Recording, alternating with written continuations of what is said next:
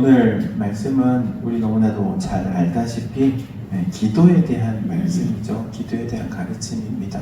여러분, 기도는 특권입니다. 특권. 특별한 권리를 가리켜 특권이라고 하잖아요. 권리라는 말이 사전적인 용어로 이렇게 정의를 내립니다. 어떤 이익을 누릴 수 있도록 법이 인정하는 힘이랍니다. 그럼 어떤 이득을 얻을 수 있도록 딱 법이 정해놓은 거예요. 그래서 법의 구속력에 의해서 그 권리를 누릴 수 있는 거예요. 이 권리는요, 그 권리를 적극적으로 받고자 하는 사람에게 큰 이득이 되는 거예요. 이제 작년에 우리 또 교회에서 감사하게 저를 성지순례를 보내주셔가지고 성지순례를 다녀오는데 비행기를 14시간을 탔거든요. 13시간, 14시간을 그렇게 탔는데 시간을 그렇게 오래 타면은 기내식이라고 해가지고 비행기 안에서 밥을 줘요. 식사를 주는데 그거는 돈을 내고 먹는 게 아니고 이미 비행기 표값에 다 포함이 되어 있는 거예요. 그래서 주면 주는 대로 먹으면 되는 거예요. 이거 받으면은 돈을 지불해야 될 줄 알고 안 먹으면 안 먹은 사람만 손해. 그리고 귀국을 할 때에는 이제 국적기를 탔었나 아무튼 귀국하는데 이 비행기의 맨 뒤편에 그 미니 바라고 해야 되나요? 간식을 이렇게 놨어요. 그런데 그거를 아는 사람만 갖다 먹고 모르는 사람은 몰라. 그냥 인천 도착할 때까지 뭐 사탕 하나도 못 얻어 먹는 거야. 근데 아는 사람은 뒤에 가가지고 컵라면도 먹고 음료수도 마시고 사탕도 먹고 별게 다 있더라고요. 아는 사람만 누리는 거야. 아는 사람만 먹는 거야. 그렇다고 해서 내릴 때 돼가지고 아이 나 못 먹었는데 이거 싸가지고 가야겠다. 그럴 수 있어요? 없어요? 또 그럴 수는 없어요. 그냥 있는 데에서 먹을 수 있는 그런 기도도 마찬가지라고 생각해요. 기도는요 우리에게 주신 특별한 권리예요.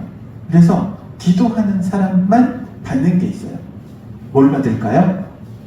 응답을 받아요. 기도하지 않으면 응답도 없다. 기도하는 사람에게만 주시는 거예요. 그래서 기도를 가리켜서 특권이라고 말하는 거예요. 제가 한 권사님 이제 신방을 했었는데 이 권사님이 참 이 속안에 맺힌 게 참 많으시더라고요. 이제 남편에 대한 남편이 말을 안 들어가지고 너무 힘들어해. 근데 제가 봐도 남편이 참 말을 안 들으시긴 하더라고요. 남편이 이 주식을 너무 좋아해가지고 주식에다가 이제 많이 탕진을 했어. 그러니까 이 권사님은 그게 너무나도 속이 아픈 거야. 회사는 그래도 대기업인데 대기업에 이제 퇴직을 하고 퇴직자들의 삶이 다 여유로운 삶을 사는데 자기는 그렇지 못하는 거에 대해서 드는 심한 박탈감 이런 것들이 있는 거예요. 그래가지고 권사님이 신방을 하는데 저한테 하소연을 하면서 그러더라고요.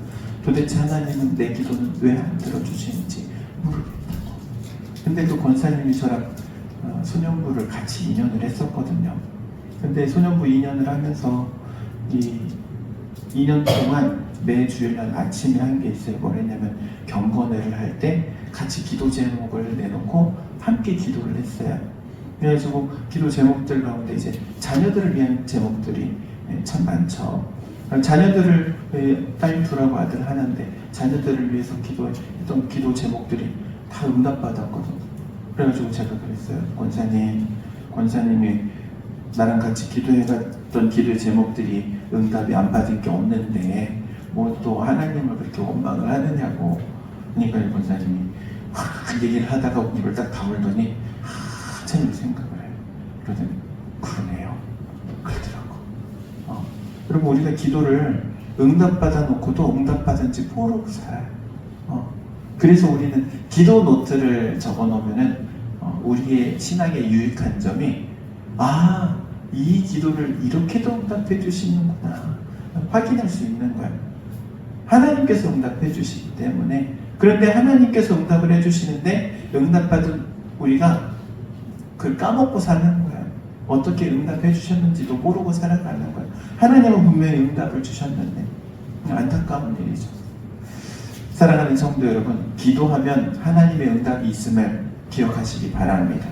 그리고 그 하나님의 응답하심이 우리의 삶에 얼마나 큰 유익이 되는지 몰라요. 예수님께서 이렇게 말씀하시죠. 하나님을 가리켜서 아버지라고 하고 너희를 자녀라고 이야기를 해요. 그러니까 하나님과 우리 사이를 부모와 자녀의 관계에 빗대서 설명하고 있어요. 하나님과 우리의 관계가 부모와 자녀와 같다. 여러분, 그런데 이 가르침이 당시에 얼마나 큰 센세이션을 일으키는 가르침인가 하면 당시에 하나님, 즉 신에 대한 개념이 어떤 개념을 가지고 있냐면은 신은요, 신의 욕망을 채우기 위해서 인간이 존재해요. 무슨 말이냐면은 신이 원하는 게 있어. 그 원하는 거를 풀기 위해서 이 사람에게 요구를 해. 그럼 그 사람은 그거를 들어주면 신이 감동을 해가지고 무언가를 주고, 혹은 안 들어주면은 뭐 큰 벌을 받고 전염병이 돌고 뭐 이렇게 생각을 했어요.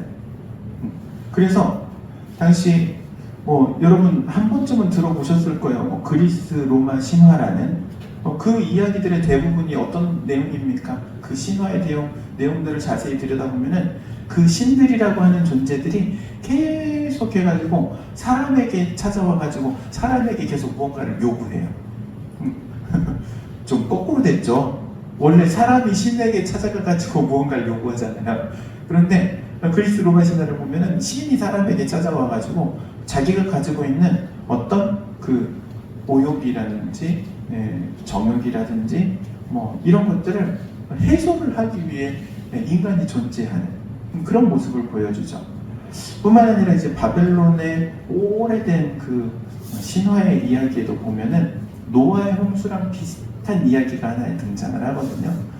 길가메시 소사시라는 이야기인데 거기에 내용에 보면은 노아의 홍수 이야기가 거의 비슷해요. 내용의 흐름이 비슷해요. 근데 마지막에 어떤 내용이 나오냐면 이 사람이 그러니까 노아와 같은 그 사람이 이제 방주를 만들어 가지고 구원을 받았어요. 그리고 나서 이 사람이 나중에 이제 제물을 준비해 가지고 제사를 드리는데 신들이 벌떼같이 달라들어 제물을 뜯어먹었다 그래요.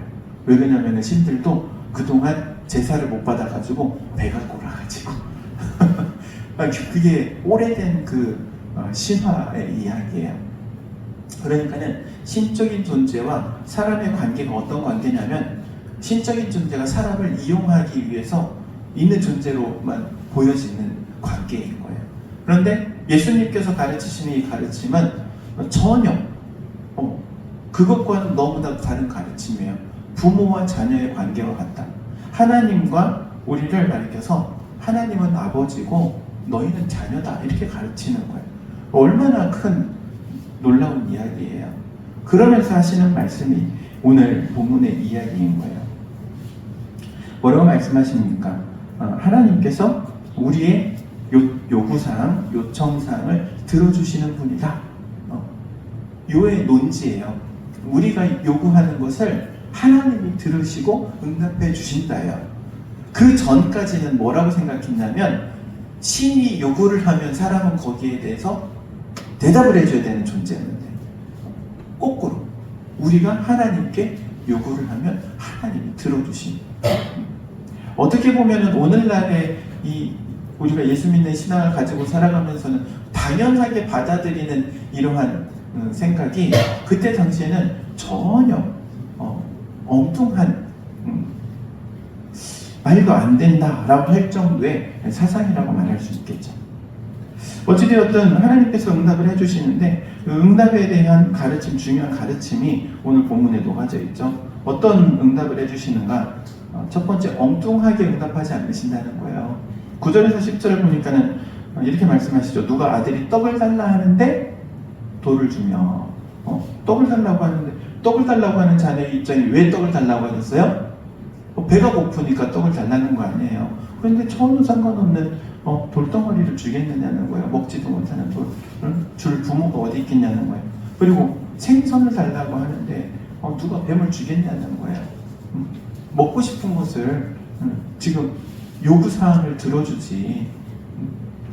어떤 부모가 악한 자라 할지라도 자식에게 있어서는 가장 좋은 것으로 주려고 하는 게 부모의 마음인데 하나님의 마음이 그와 같다는 것을 말씀하고 계시는 거예요.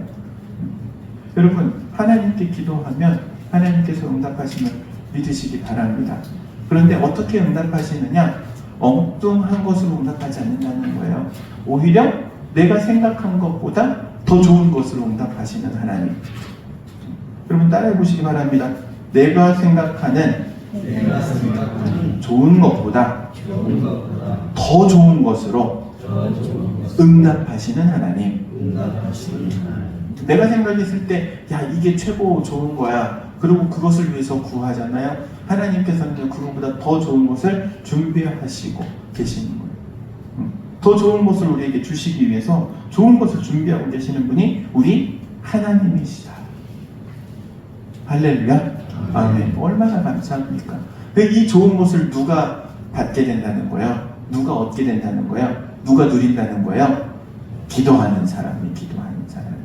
기도하는 사람에게 하나님께서 이러한 은혜를 주시는 거예요. 그런데 마지막 결론의 말씀에 보면은 조금 이상해요. 결론 말씀이 12절이잖아요. 그러므로. 이 그러므로라는 말을 듣으면은 맨 앞에 지금 설명했던 모든 것들의 뭐예요?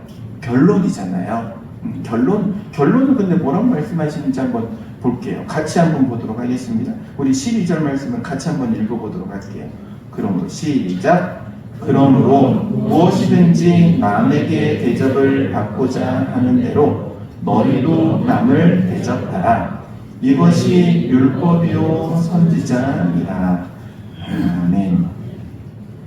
남에게 대접받고자 하는 대로 너희도 남을 대접하라 그래요. 그런데 이게 실제 의역이 되어 있는 거고 실제로 이 본문을 보면은 이렇게 말씀합니다. 너희에게 해주기를 원하는 모든 일을 너희도 그들에게 하라예요. 너희에게 해주기를 원하는 그대로 그들에게 하라. 그럼 그들이 누구일까요? 그들이라는 대상이 누구일까요? 내가 살아가면서 만나는 사람들이에요. 마태복음 7장 12절을 가리켜서 황금률이라고 합니다. 신약의 황금률. 이 무슨 말이냐면은 절대적 가치를 가지는 법칙과도 같다는 거예요. 황금률로서 이 마태복음 7장 12절의 말씀인데 남에게 대접받고자 하는 대로 대접하라는 거예요. 그런데 지금 이 말씀과 기도가 어떻게 연관이 되는 걸까요? 기도하라고 했잖아요. 그리고 기도는 누가 응답해 주시는 거예요? 하나님이 응답해 주시는 거예요. 그런데 갑자기 뜬금없이 뭐라고 말해요? 너희가 대접받고 싶은 대로 남들에게 그렇게 대접하라는 거예요. 지금 어떻게 보면은 관계가 삼각관계예요. 하나님이 계시고 내가 있고 다른 사람이 있어요. 그리고 이 삼각관계 안에서 기도와 응답이 이루어지는데 어떻게 응답이 이루어지느냐? 이 응답의 비밀이라고 말할 수도 있는 거예요. 우리가 하나님께 기도를 합니다. 하나님께서 우리에게 응답을 주세요. 그런데 어떻게 무엇으로 응답을 주시는지 그게 무엇을 통해서 결정이 되느냐? 내가 다른 사람에게 어떻게 행하는지에 따라서 응답이 바뀐다는 거예요. 마태복음 18장에 보면은 이 용서할 줄 모르는 종의 비유라는 내용이 하나 나오죠. 뭐냐면은 1만 달란트 빚진 사람이 있어요. 1만 달란트면은 뭐 오늘날 계산하면은 뭐 한 1000조 뭐 이렇게 될 거예요. 말 그대로 갚을 수 없는 말도 안 되는 빚을 지고 있는 사람이에요. 그런데 주인이 그 사람을 불러가지고 상황을 보니까 빚 갚을 여력이 없어요. 아무리 받아 그거 어떻게 갚을 거예요? 1000조를. 그러니까 그걸 탕감해줘요. 그래 내가 너 빚 다 탕감해줄게.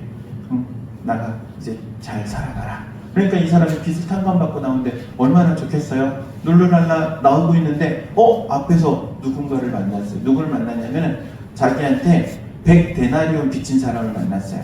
이 100데나리온이면은 이제 한 3개월치 월급이라고 생각하시면 돼요. 작은 돈은 아니죠. 그렇다고 해서 못 갚을 만큼의 돈은 또 아니에요. 하지만 갚으려면은 큰 목돈이 필요하죠.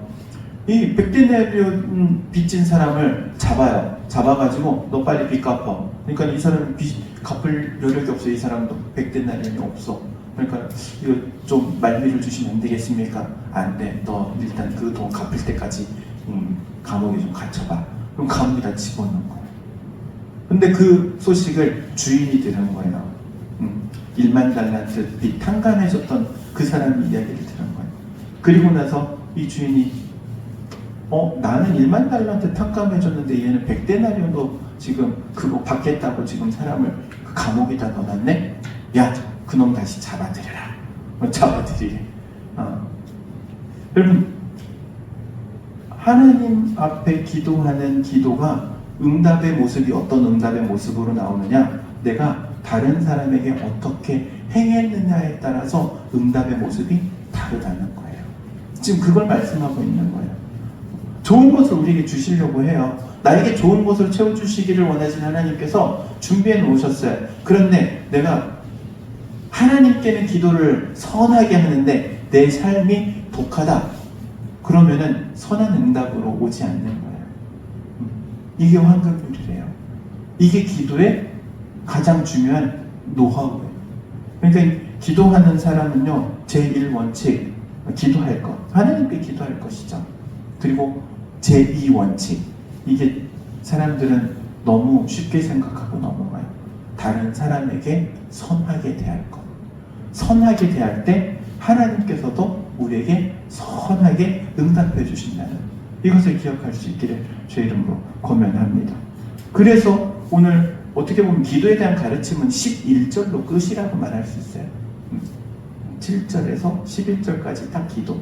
그런데 그러므로 하면서 단서를 붙여놓은 이 12절의 이 황금률이라고 하는 이 한 절 말씀 때문에 우리 기도와 그리고 삶의 모습이 같이 가야 함을 기억하라는 거예요. 기도만으로 안 된다. 기도와 함께 뭐가 가야 된다? 삶의 모습. 내가 만나는 다른 사람들에게 어떠한 선한 모습을, 선한 영향력을 끼치느냐에 따라서 하나님께서 선한 것으로 우리에게 채워주시고 응답해 주신다. 사랑하는 성도 여러분, 여러분의 기도가 하나님께 상달되어지고 또 응답받을 수 있기를 주의 이름으로 축원드립니다.